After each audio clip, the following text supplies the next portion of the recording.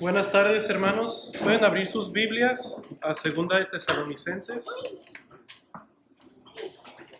Segunda Tesalonicenses, capítulo 2. Segunda de Tesalonicenses, capítulo 2. Y voy a leer desde el versículo 10 hasta el 16. Perdón, hasta el 17. Segunda de Tesalonicenses, capítulo 2, versículo 10 hasta el 17. Esta es la palabra del Señor. Y con todo engaño de iniquidad para los que se pierden, por cuanto no recibieron el amor de la verdad para ser salvos. Por esto Dios les envía un poder engañoso para que crean la mentira, a fin de que sean condenados todos los que no creyeron a la verdad, sino que se complacieron en la injusticia. Pero nosotros debemos dar siempre gracias a Dios respecto a vosotros, hermanos amados por el Señor, de que Dios os haya escogido desde el principio para salvación, mediante la santificación por el Espíritu y la fe en la verdad, a lo cual os llamó mediante nuestro Evangelio, para alcanzar la gloria de nuestro Señor Jesucristo. Así que, hermanos, estad firmes y retened la doctrina que habéis aprendido, sea por palabra o por carta nuestra. Y el mismo Señor, el mismo Jesucristo, Señor nuestro, y Dios nuestro Padre, el cual nos amó y nos dio consolación eterna y buena esperanza por gracia, conforte vuestros corazones y os confirme en toda buena palabra y obra. Vamos a orar, hermanos. Señor, te damos gracias, Padre, por este tiempo. Señor, te pedimos que tú seas con nosotros, Señor, mientras leemos tu palabra, Señor, mientras aprendemos de ella. Señor, te damos gracias por este nuevo año, Señor, y esta nueva oportunidad, Señor, de poder compartir tu palabra, Señor, y todos juntos como hermanos ser edificados, Señor. Sé tú con nosotros este año de discipulado, Señor, y que seas tú quien edifica su iglesia, Señor. Te lo pedimos todo en el nombre de Cristo. Amén. Amén, hermanos. Bueno, el día de hoy, como estamos viendo, vamos a retomar nuestro estudio expositivo de la segunda carta a los tesalonicenses. Y ya habiendo pasado algo de tiempo desde la última vez que estuvimos en esta carta, si recuerdan, Pablo les escribe a esta iglesia dando gracias a Dios por saber que los hermanos de la iglesia estaban creciendo en la gracia de Dios. Ellos, en medio de las tribulaciones y aflicciones por las cuales estaban cruzando, Pablo escucha y recibe las noticias de que ellos estaban creciendo. Y Pablo les explicó y trajo consuelo escribiéndoles para recordarles, escuchen, que sus persecuciones y tribulaciones que estaban padeciendo a manos de los judíos y romanos eran señal del justo juicio de Dios que habría de venir sobre sus enemigos. El juicio de Dios aún por venir. Y como vimos la última vez, que es la venida del Señor en juicio que sucedió en el año 70, donde los perseguidores de estas iglesias, los judaizantes, experimentaron el pago y el castigo por perseguir a la iglesia de Cristo. Pero Pablo les escribe aún profetizando. Pablo les está hablando en futuro. Nosotros podemos ver hacia atrás y ver cómo Dios efectivamente juzgó a los judíos. Pero mientras los tesalonicenses estaban en vida y Pablo les escribe esta carta, este juicio aún no había venido. Entonces Pablo les escribe para animarlos a que perseveren en la fe, a exhortarlos a que estén firmes en la verdad del Evangelio. Y la exhortación, hermanos, como ya lo dije, esa era a perseverar en medio de la aflicción para así después recibir el galardón de Cristo, el reino de Dios en la vida eterna. Y así llegamos, hermanos, a los versículos del día de hoy, particularmente los versículos 13 al 17, aunque voy a estar enseñando desde el versículo 10 que comenzamos a leer, pero en los versículos 13 al 17 particularmente, pues estos no los hemos visto aún, vemos cómo Pablo da gracias a Dios por los tesalonicenses, porque Dios los amó y los eligió para salvación, a diferencia de aquellos que habían rechazado el evangelio y se pierden. Hermanos, este recordatorio de Pablo del amor de Dios y su elección de los tesalonicenses debía ser de ánimo para ellos, pues de nuevo, al pasar por tribulación como nunca antes habían experimentado, podían ser tentados a cuestionar la bondad de Dios, a cuestionar el amor de Dios hacia ellos. Y así también por la influencia de los judaizantes, incrédulos, por medio de falsas doctrinas, ser tentados a abandonar la fe y todo esto en medio de la aflicción. Y en aplicación, hermanos, creo que cuando nosotros pasamos dificultades en nuestras vidas y circunstancias difíciles, en nuestra carne, en nuestra pecaminosidad aún que resta en nuestra carne, nos podemos ver tentados a cuestionar la bondad de Dios y su amor para con nosotros. Y podemos ser tentados o influenciados por ideologías del mundo, por ideas del mundo, y comenzar a cuestionar a nuestro Dios. De hecho, si recuerdan, como mi hermano leyó hace un momento en Malaquías 1, el pueblo de Israel cuestionó el amor de Dios para con ellos porque ellos estaban pasando circunstancias adversas y Dios les responde así como leyó mi hermano en Malaquías 1, versículo 2, dice el Señor: yo os he amado, dice Jehová. Y dijisteis: ¿en qué nos amaste? ¿No era Esaú hermano de Jacob? Dice Jehová. Y amé a Jacob y a Esaú aborrecí, y convertí sus montes en desolación y abandoné su heredad para los chacales del desierto. Es decir, Dios le dice al pueblo de Israel, Israel se queja contra Dios y dice: no nos has amado, Señor. Y Dios les dice: yo les he amado. Y el pueblo contesta: ¿en qué nos amaste? Y el Señor contesta: ¿no era Esaú hermano de Jacob y amé a Jacob? Es decir, no escogí a Jacob para mí y lo amé por gracia. Y esto no es muestra de mi amor para con ustedes, para con mi pueblo. Y este es el mismo pasaje, hermanos, que Pablo usa en Romanos 9, como bien sabemos, para explicarnos la soberana elección de Dios de los creyentes. A Jacob amé y Esaú aborrecí.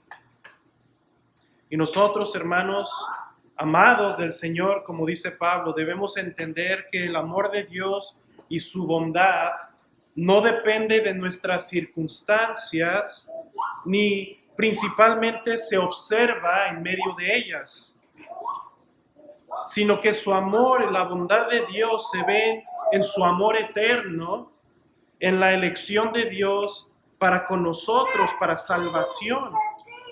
Y esta salvación para una herencia superior y más valiosa que cualquier cosa en esta vida. Y así, hermanos, debemos estar nosotros firmes en el amor de Dios. En medio de las dificultades, el amor de Dios para con nosotros, al habernos escogido a una salvación, a una consolación eterna, nos debe fortalecer y sostener en medio de la aflicción y dificultad. El título de este estudio es Amados por Dios, amados por Dios. Y vamos a ver 3 puntos, hermanos, el día de hoy. Y para nosotros poder ver el amor de Dios en su elección de los creyentes, hermanos, es necesario contrastarlo primero con nuestro pecado en el que estábamos antes y lo que merecíamos por ello. y así vamos a poder apreciar la elección de Dios. Y vamos a regresar a los versículos 10 y 12, aunque ya los vimos la última vez, pero quiero realmente profundizar en ellos para dar ese contraste. Y vamos a ver en el primer punto, amando la mentira y la justicia de Dios. El punto número 2, vamos a ver en los versículos 13 y 15, amados por el Señor. Y el punto número 3, versículos 16 al 17, confortados en su amor, confortados en su amor. Así que vamos a ver el punto número 1 y vamos a ver los versículos 10 al 12, amando la mentira y la justicia de Dios. Vean conmigo el versículo 10. Dice así la palabra del Señor: y con todo engaño de iniquidad para los que se pierden, por cuanto no recibieron el amor de la verdad para ser salvos. Como vimos la última vez, aquí Pablo concluye su discurso de los judíos y gentiles perseguidores de la iglesia, quien por no haber recibido el amor de la verdad, es decir, no habían creído el evangelio, ellos iban a ser juzgados por Dios de tal forma que Dios los entregaría a un poder engañoso para que creyeran la mentira del hombre de pecado, del hombre de iniquidad. Y Dios los entrega a esa mentira para que crean la mentira por sus pecados y rebelión contra Dios. Noten una vez más el versículo 10. Y con todo engaño de iniquidad, es decir, este es el hombre de pecado que hará todo engaño de iniquidad para los que se pierden, por cuanto no recibieron el amor de la verdad para ser salvos. El hombre de iniquidad engañaría a estos judíos, estos incrédulos, para que finalmente se perdieran. Y Pablo nos dice, hermanos, aquí la razón. ¿Por qué creerían la mentira? Por cuanto no recibieron el amor de la verdad para ser salvos. Y la idea es que estos hombres no recibieron o no aceptaron el amor de la verdad. Es decir, no amaron la verdad cuando ésta se manifestó a ellos. Sino como dice el final del versículo 12, vean el final del versículo 12, dice, sino que se complacieron en la injusticia. Se complacieron en la injusticia. Amaron más el pecado y los placeres de este mundo. Y es que, hermanos, no aceptar la verdad de Dios en el Evangelio y por extensión cualquier verdad que sea basada en la palabra de Dios, no amar la verdad, no recibir la palabra, no recibir la verdad, es complacerse en la injusticia, es aceptar la injusticia. No existe un punto medio donde tú puedes no aceptar la verdad de Dios y odiar la injusticia. ¿Me explico? Una vez más, no puedes tú decir, no aceptar, rechazar la verdad de Dios y al mismo tiempo decir, también odio la injusticia. No, rechazar la verdad de Dios es aceptar la injusticia, es aprobar el pecado y la injusticia y el error, por lo cual se inflama la ira de Dios, como dice el apóstol en Romanos 1:18, ¿recuerdan? Romanos 1:18, porque la ira de Dios se revela desde el cielo contra toda impiedad e injusticia de los hombres que detienen con injusticia la verdad. La verdad. Ahora, ¿cuál es la verdad de la cual nuestro texto habla? Y una vez más podríamos considerar la verdad de Dios o la verdad que se revela en el orden creado, tal como el apóstol continúa a explicar en Romanos 1, donde los incrédulos, donde los incrédulos rechazan adorar a Dios y glorificar a Dios, al Dios verdadero y se complacen en la mentira y se vuelven idólatras. Porque la verdad de Dios es revelada desde la creación. Y una vez más, por esta razón, porque el hombre suprime la verdad de Dios, la ira de Dios se enciende, trayendo juicio sobre ellos. Sin embargo, hermanos, hablando, eso es la verdad que Dios ha puesto en el orden creado. En nuestro texto vemos que aquellos que creen la mentira es porque no recibieron el amor de la verdad para ser salvos. Es decir, Pablo aún es más específico, es la verdad salvífica de Dios en la persona de Jesucristo. ¿Recuerdan Juan 14? El Señor dijo, yo soy el camino y la verdad y la vida. Nadie viene al Padre sino por mí. Y estos perseguidores de la iglesia, hermanos, quienes principalmente eran judíos incrédulos, habían rechazado la verdad para ser salvos.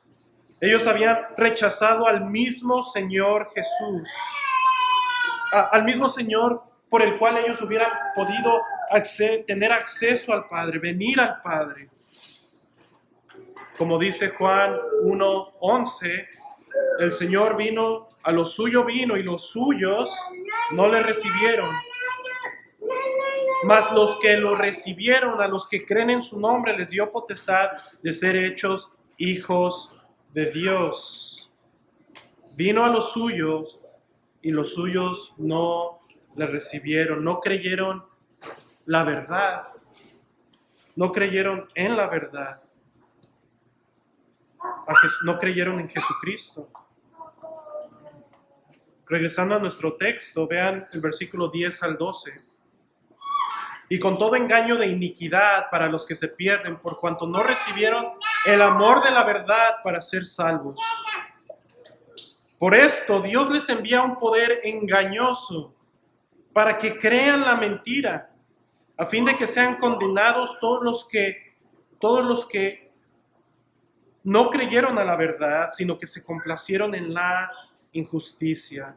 Es decir, no aceptaron la verdad, no creyeron en Jesucristo para salvación. Dios les envía un poder engañoso para que ellos continúen creyendo la mentira a fin de que sean condenados por no creer la verdad.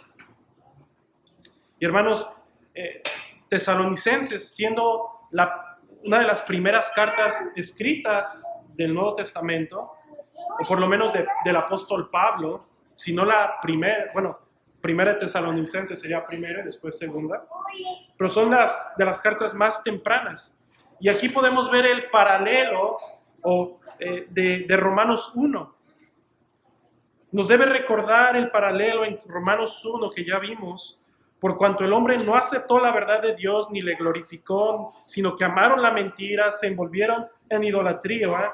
Romanos 1:24, por lo cual también Dios los entrega a la inmundicia en las concupiscencias de sus corazones.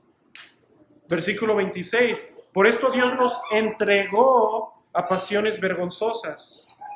Y el versículo 28 en Romanos 1, y como ellos no aprobaron tener en cuenta a Dios, Dios los entrega a una mente reprobada para hacer cosas que no convienen. Y en nuestro texto, por no creer la verdad, por no recibir la verdad, Dios les envía un poder engañoso para que crean la mentira, a fin de que sean condenados todos los que no creyeron a la verdad. ¿Se dan cuenta? Y la idea aquí, hermanos, es que Dios envía judicialmente, dado que el hombre debe obediencia a su Creador, debe obediencia al Padre, y los judíos debían haber creído en Cristo, su Mesías. Dios envía un endurecimiento a su corazón, los entrega a sus propios deseos de la carne, los entrega a la mentira y al poder de Satanás. Y toda ideología mentirosa, hermanos, viene del diablo, del engañador. para que sean condenados. Es únicamente la gracia de Dios quien en muchos incrédulos, hermanos, les restringe el pecado y el ser entregados totalmente a sus pasiones y al error y la mentira.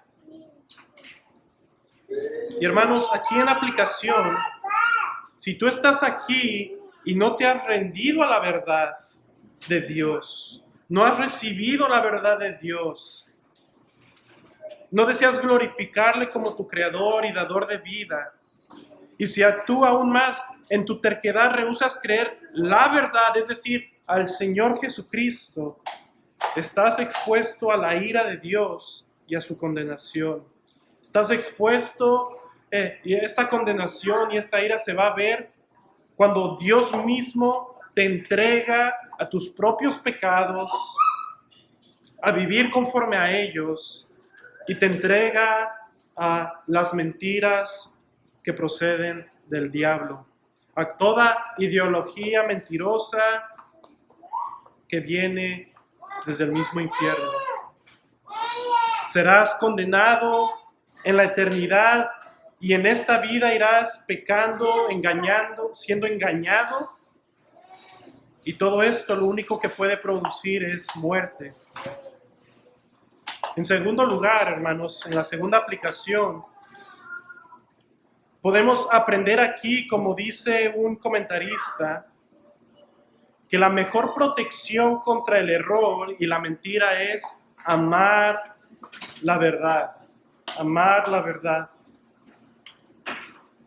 Si recordamos en Génesis 1, en un sentido, al Adán y Eva escuchar el engaño de Satanás, amaron más la mentira y desobedecieron la verdad del mandato de Dios.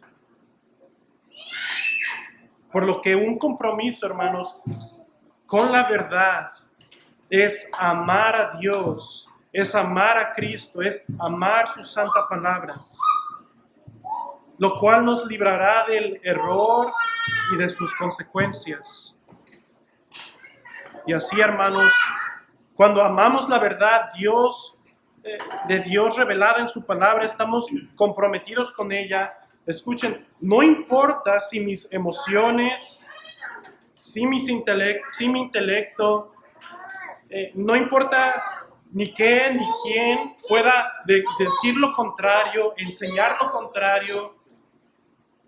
La verdad de Dios es más importante porque me libra del error y del pecado. La verdad de Dios me libra del error y del pecado. Así que debemos amar la verdad, aceptar la verdad, en la persona de Jesucristo y en la palabra de Dios. ¿Estás comprometido con la verdad? ¿Amas la verdad de Dios? ¿Amas su palabra? Independientemente lo que diga el mundo, lo que pienses tú, tus emociones, sentimientos, ¿amas la palabra? Bueno, esta una vez más te librará del error cuando tú la crees y la aceptas. Finalmente, hermanos, ya esto era el punto al que quería llegar en aplicación. Nosotros debemos recordar que de igual forma nosotros antes de estar en Cristo estábamos muertos en nuestros delitos y pecados. Como dice Efesios, en los cuales anduvimos en otro tiempo siguiendo la corriente de este mundo conforme al príncipe de la potestad del aire, el espíritu que ahora opera en los hijos de desobediencia, entre los cuales también todos nosotros vivimos en otro tiempo en los deseos de nuestra carne, haciendo la voluntad de la carne y de los pensamientos. Y escuchen, y éramos por naturaleza hijos de ira, lo mismo que los demás. Pero Dios, hermanos, aquí podemos ver el amor de Dios para con nosotros. Solo después de ver las tinieblas en las cuales vivíamos y la terrible condición en la que nos encontrábamos, es que podemos ver el contraste, la luz del amor de Dios que mostró con nosotros. Ahí estábamos tú y yo, hermanos, y fue la gracia de Dios la que nos detuvo de ser entregados totalmente al error, a la mentira y a la condenación eterna. Veamos ahora el punto número 2. Amados por el Señor, amados por el Señor. Versículos 13 y 15. Vean conmigo el versículo 13. Pero nosotros debemos dar siempre gracias a Dios respecto a vosotros, hermanos amados por el Señor, de que Dios os haya escogido desde el principio para salvación, mediante la santificación por el Espíritu y la fe en la verdad. Noten, Pablo aquí da gracias por los creyentes de Tesalónica en contraste con los que se pierden, de que ellos habían sido escogidos para salvación. Y él los llama, vean el versículo 13, y esto es importante. Aquí Dios los llama en el verso 13, hermanos amados por el Señor. ¿Se dieron cuenta? Pablo da gracias a Dios y dice, hermanos amados por el Señor. ¿Y cómo es que son amados por el Señor?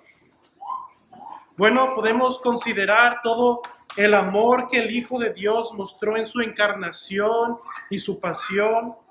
El Hijo quien nos amó y se entregó por nosotros, por nuestros pecados como un sacrificio a Dios, Gálatas 2:20. O podemos considerar el amor del Padre, quien es rico en misericordia, por su gran amor con que nos amó, de tal manera que dio a su Hijo unigénito para salvarnos.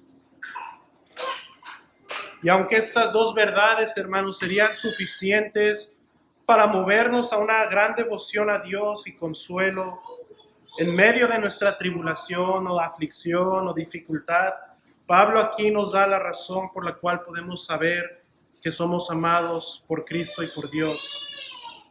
Versículo 13, una vez más. Pero nosotros debemos dar siempre gracias a Dios respecto a vosotros, hermanos amados por el Señor, de que Dios os haya escogido desde el principio para salvación. Pablo da gracias no a sí mismo como su ministro y misionero, no da gracias a los tesalonicenses por haber sido más inteligentes que los incrédulos.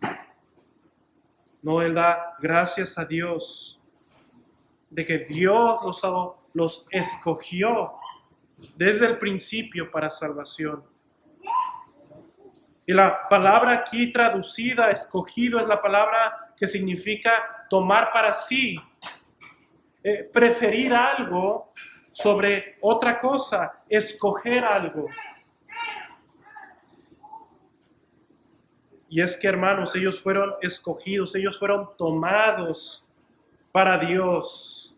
Dios mismo los tomó para sí mismo, para salvación, a diferencia de los incrédulos. Y hermanos, aquí podemos empezar a ver que la salvación no depende más que de la elección de Dios. La salvación no depende nada más que de la elección de Dios, principalmente. ¿Recuerdan que leímos en Juan al principio? Mas todos los que le recibieron, a los que creen en su nombre, les dio potestad de ser hijos, hechos hijos de Dios, los cuales no son engendrados de sangre, ni de voluntad de carne, ni de voluntad de varón, sino de Dios.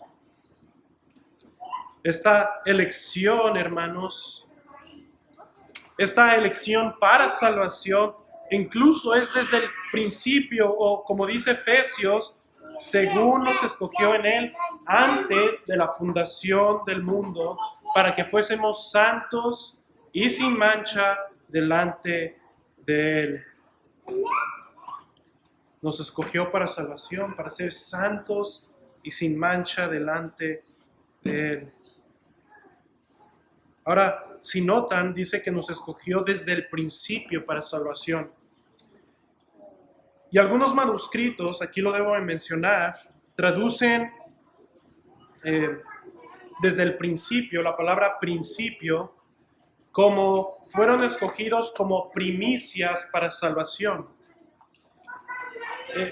Esto significaría no tanto el momento de su elección, sino más bien el momento de su salvación. Es decir, Dios los eligió a ellos como los primeros en ser salvos. Y en un sentido, hermanos, esto es verdad.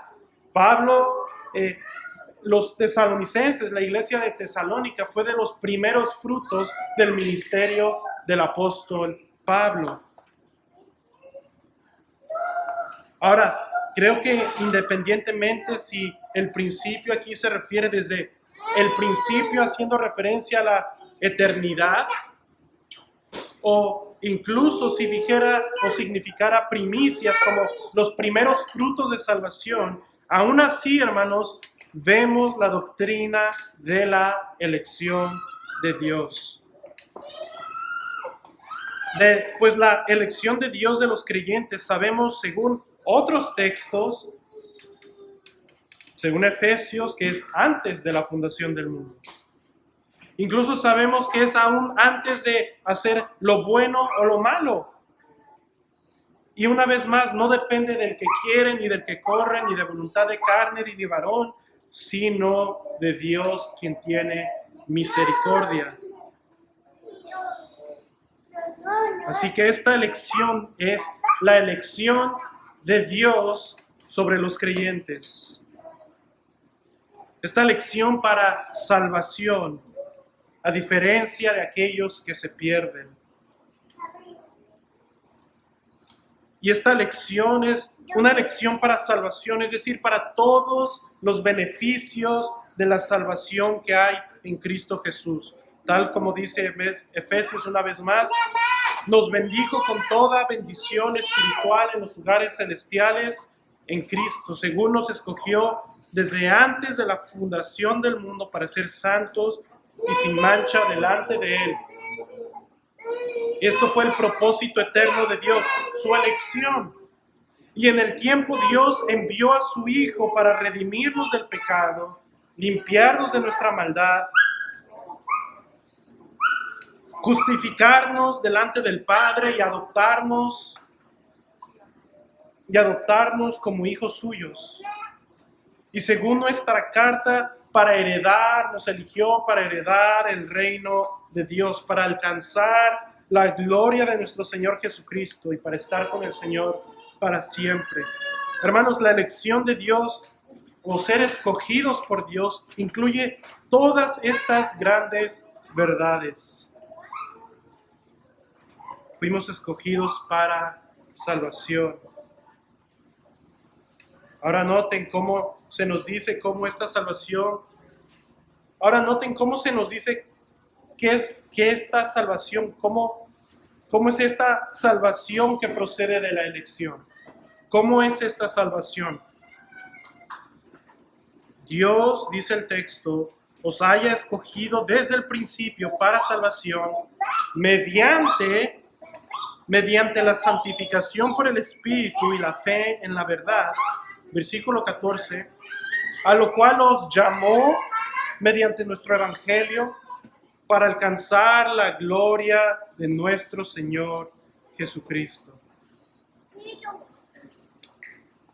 Es decir, nos eligió para salvación y esta salvación es por medio del Espíritu Santo que nos santifica, nos limpia de nuestra maldad, nos regenera, nos viste de la justicia de Cristo y nos santifica y nos aparta para Dios. Y la fe en la verdad es cuando esta salvación es por medio de la fe en la verdad también. Es decir, en nuestra responsabilidad nosotros ejercemos fe en la verdad, creemos la verdad. Abrazamos la verdad de Dios y la persona de Jesucristo. Y a esto Dios nos llama en el tiempo, como dice el texto, versículo 14, a lo cual Dios nos llamó mediante nuestro evangelio, por medio de la predicación del evangelio. Y una vez más quiero enfatizar, y creo que es claro para con nosotros, que la elección de Dios no depende de ninguna de estas mismas cosas que el texto dice. No, la santificación, la fe en la verdad, el llamamiento son el medio por cual obtenemos la salvación. No es la razón por la cual somos escogidos. Si alguien te pregunta, ¿por qué eres salvo?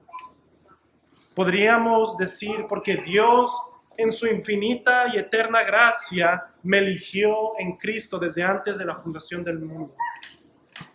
Y por medio de su llamado, el llamado de Dios en el Evangelio y la obra del Espíritu Santo en mi vida, y la fe en la verdad, yo creyendo en la fe en la verdad, obtengo la gloria por la cual Él me escogió, para ser santo y sin mancha delante de Él.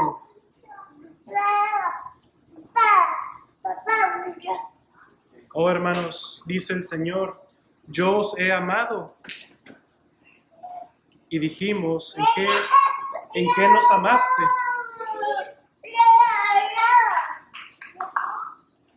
¿No ves nuestras circunstancias, Señor? ¿No ves mi aflicción? ¿No ves mi dolor? ¿No ves la tragedia? Y el Señor responde una vez más, ¿no te elegí yo por gracia? ¿No te elegí?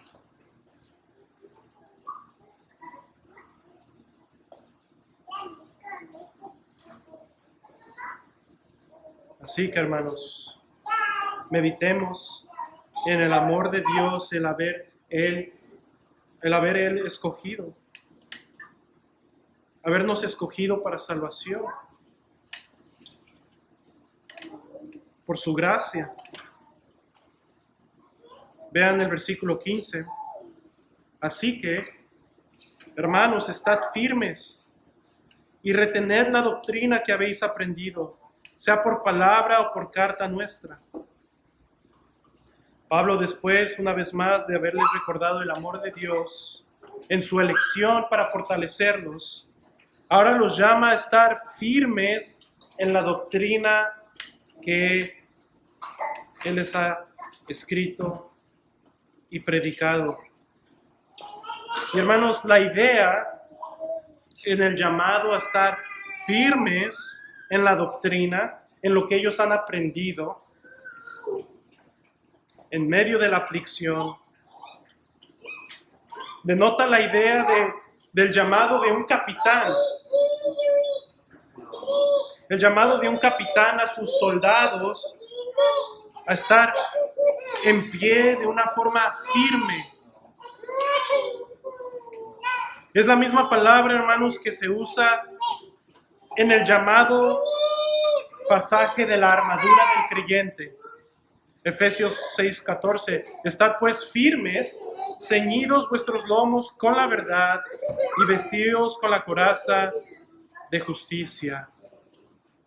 Pablo los exhorta a mantenerse firmes como soldados, lo que implica una firme persuasión, estar convencido y tener una voluntad constante establecida, que no se desalienta fácilmente, que no vacila fácilmente. Y hermanos, la idea es que Pablo les está diciendo, a pesar de sus circunstancias, perseveren en la doctrina. Que no sean tentados, que estén convencidos del amor de Dios, de la doctrina en el Evangelio de Cristo. Que se fortalecieran en la doctrina de los apóstoles. La doctrina que bajo la inspiración del Espíritu Santo fue después escrita en el canon del Nuevo Testamento. Y escuchen, hermanos, esta doctrina, la enseñanza apostólica, podríamos decir que también en aplicación la doctrina que es resumida y fue transmitida por las épocas en el credo de los apóstoles. En lo que nosotros domingo tras domingo, hermanos, profesamos en el catecismo de Heidelberg, como el catecismo lo llama, nuestro único consuelo en vida y muerte. Estad firmes y retener y abrazar la doctrina. Debemos, hermanos, mi anhelo es que pudiéramos ver, estar firmes como soldados, retener el amor de Dios en su palabra.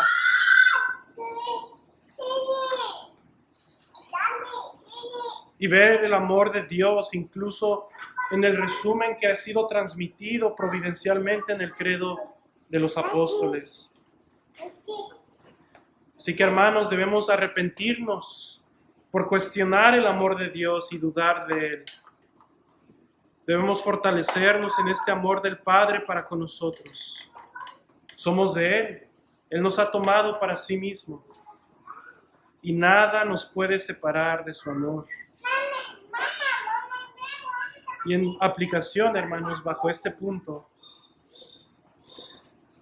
me gustaría que pudiéramos meditar las doctrinas que nosotros hemos recibido, ciertamente en el canon, y apreciar la palabra del Señor y leerla y aprender de ella, amar la palabra y retener y ser fortalecidos en ella, con convicción.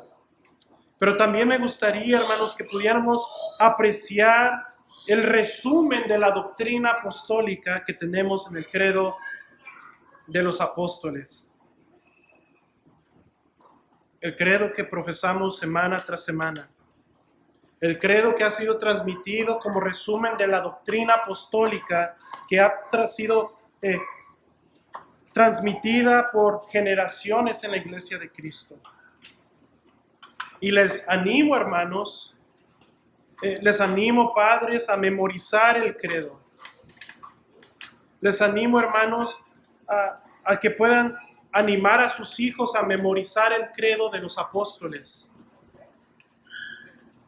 Y usarlo no nada más como un ejercicio teológico, sino como una herramienta para la devoción a Dios. Hemos recibido una herencia doctrinal preciosa, un resumen doctrinal. En segundo lugar, varones, vean este llamado de estar firmes y retener la doctrina que se nos fue dada como un acto de masculinidad bíblica. Pues lo contrario de estar firme es ser cobarde, una persona sin convicción que fácilmente se desalienta. El apóstol nos dice en 1 Corintios 16:13, velad, estad firmes en la fe, portaos varonilmente y esforzaos. Así que como hombres, en vez de ser fácilmente movidos por nuestras circunstancias, por la dificultad, por la adversidad y así desalentarnos, nosotros como varones debemos pararnos firmes en la doctrina que recibimos. Recordamos, hermanos, que fuimos amados y escogidos en Cristo. Y en medio de la adversidad y de la dificultad avanzamos el reino de Cristo para su gloria y el bienestar de nuestras familias, iglesias y comunidades. Mis hermanos, debemos arrepentirnos. Si tú como varón en tu hogar has abdicado a tu responsabilidad de pararte firme, totalmente convencido en la doctrina,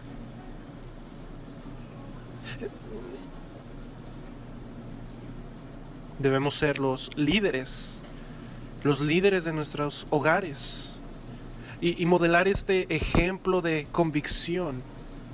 De hecho, esto es lo que nuestras amadas esposas más necesitan un hombre firme en la fe, un hombre varonil, un hombre que se esfuerza en estas cosas.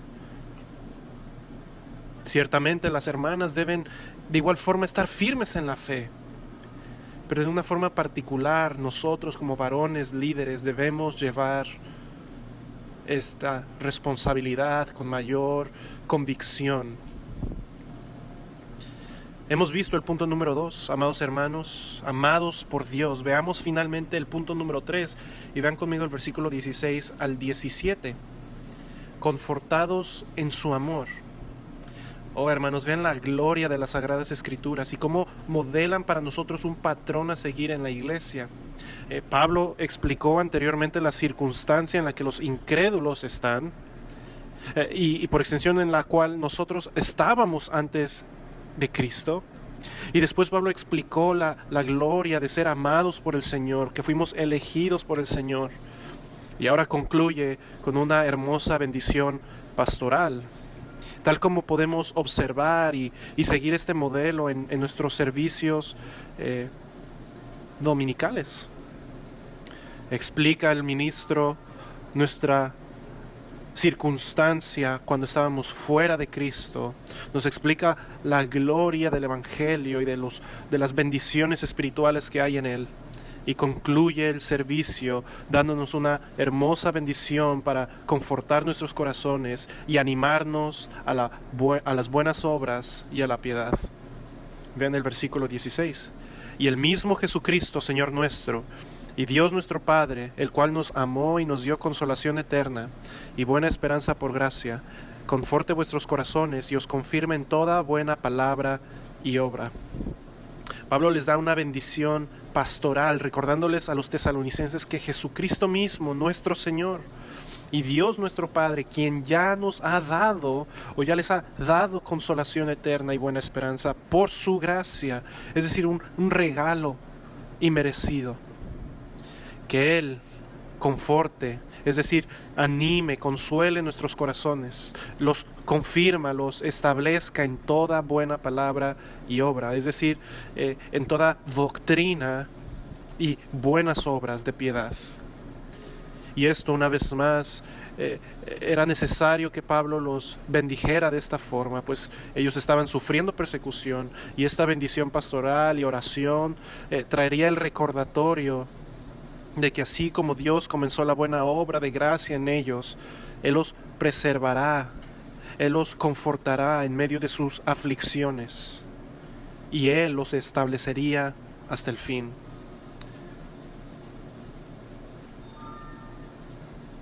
¿Y cuál es esta consolación eterna y buena esperanza que el Padre en su amor nos dio? Oh, mis hermanos, me gustaría concluir dirigiéndolos a la primera pregunta del Catecismo de Heidelberg, que resume de una forma clara y sencilla el amor de Dios, que es nuestro consuelo en cualquier circunstancia. Dice así el Catecismo, en la pregunta número 1, ¿cuál es tu único consuelo en la vida y en la muerte? Respuesta, que yo en cuerpo y alma, tanto en la vida como en la muerte, no me pertenezco a mí mismo, sino a mi fiel Salvador Jesucristo, quien con su preciosa sangre ha hecho una satisfacción completa por todos mis pecados y me ha librado de todo el poder del diablo. Ahora vean conmigo en nuestro pasaje el versículo 13. Pero nosotros debemos dar siempre gracias a Dios respecto a vosotros, hermanos amados por el Señor, de que Dios os haya escogido desde el principio para salvación, mediante la santificación por el Espíritu y la fe en la verdad. Oh, mis hermanos, tú en cuerpo y alma, tanto en la vida y en la muerte, no te perteneces a ti mismo, porque fuimos amados por el Señor, quien nos escogió desde el principio para salvación y por su Espíritu nos santificó y produjo en nosotros esta habilidad de creer y ejercer fe en la verdad. Y Él murió por nosotros. Le pertenecemos al fiel Salvador, quien nos compró y nos libró de todos nuestros pecados. Continúa el catecismo. Además, Él me preserva de tal forma que sin la voluntad de mi Padre Celestial no puede caer ni un cabello de mi cabeza. Sí, todas las cosas deben servir para mi salvación. Ven el versículo 14. A lo cual os llamó mediante nuestro evangelio para alcanzar la gloria de nuestro Señor Jesucristo. Oh, mis hermanos, una vez más, Él nos preserva de tal forma que ninguna aflicción viene sino de la misma voluntad de nuestro Padre Celestial. Y aún todas estas cosas deben servir para nuestra salvación, para nuestro bien, a lo cual nos llamó mediante su evangelio. Para alcanzar la gloria de nuestro Señor Jesucristo, de tal forma que no hay nada que pueda impedir este propósito. Pues aquel que nos llama ciertamente completará esta obra. Continúa el catecismo. Por lo tanto, mediante su Espíritu Santo también me asegura que tengo vida eterna y me prepara y dispone de corazón para que viva para Él de aquí en adelante. Versículo 16 en nuestro texto. Y Él mismo, Jesucristo, Señor nuestro, y Dios nuestro Padre, el cual nos amó y nos dio consolación eterna y buena esperanza por gracia, conforte vuestros corazones y os confirme en toda buena palabra y obra. El Señor, mediante su Espíritu, nos asegura que tenemos vida eterna. El mismo Jesucristo, Señor nuestro y Dios nuestro Padre, que nos amó, nos conforta nuestros corazones y nos asegura en Él que tenemos vida eterna.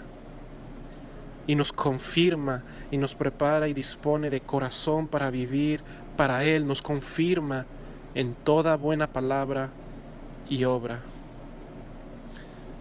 Hermanos amados, si estamos en Cristo, somos amados del Señor. Y este amor no depende de las circunstancias, de las dificultades o de las adversidades. Nosotros debemos fortalecernos en este amor, ver el estado en el que estábamos antes. Y ahora en este momento, al estar en Cristo, podemos ver cómo Él nos escogió. Y en su amor nos ha dado estas grandes y bellas promesas.